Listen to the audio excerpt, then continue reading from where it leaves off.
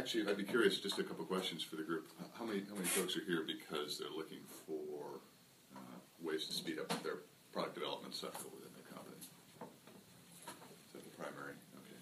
And how many of you feel like the business is at risk if you don't? That you're facing revenue, potential revenue declines. Yeah, I mean, maybe I can start from where we were. I'd like to say I was a pioneer because I had a vision going, of being progressive. We really started down this path because we stumbled really badly in the marketplace when the economy tumbled. Our revenue fell almost $40 million in 1 year, over 30%, from 2008 into 2009. So it was the huge wake-up call that said, we'd better come up with something here to protect our ongoing viability and survival as a company. So I was introduced to the IELI because Patricia Giovara from VMEC sort of dragged me by the ear into it. And, it was sort of a sip of Kool-Aid at first. This is great, and, what do we do with it? So, don't feel like you're going to come out of here today and you can charge out and you have to have all the answers.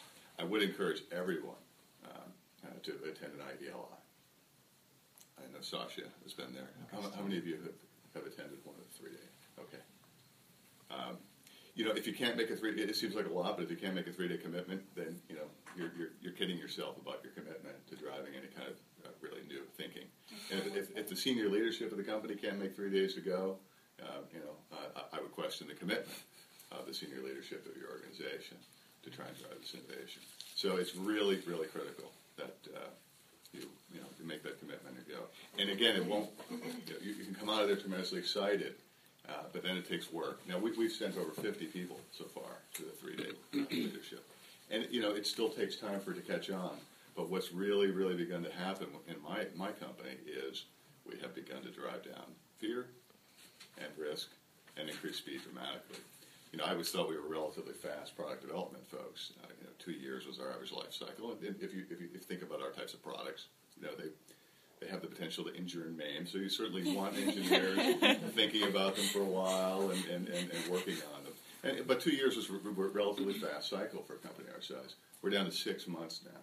We just launched a new wood splitter line that literally went from concept, and I'll talk about the concept in a minute, to the marketplace in 6 months. And with an amazing, it's going to contribute 10% revenue growth just all by itself for us as a company this year.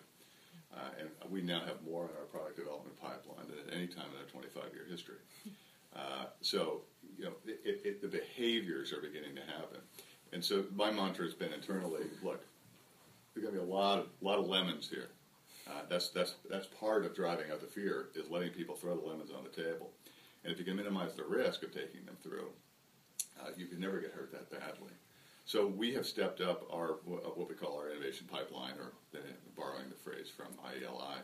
We have a goal this year to do 48 what are called experiments, really early stage product ideas. Take 24 of them into a learning cycle. And these learning cycles only last 4 to 8 weeks at the most. They're very, very fast. So it forces you to either say yes, no, or move on and put that idea aside. So people can't labor forever and ever and ever working on a concept. So that helps tremendously. We're going to take 12 of those to a market test, and we expect about 2/3 of those market tests to fail. We expect them to fail. In fact, if we're not failing at that rate, chances are we're not pushing the envelope far enough to find innovation. But 3 winners for us in a year is about a 200 to 300% increase in the number of winners we had historically.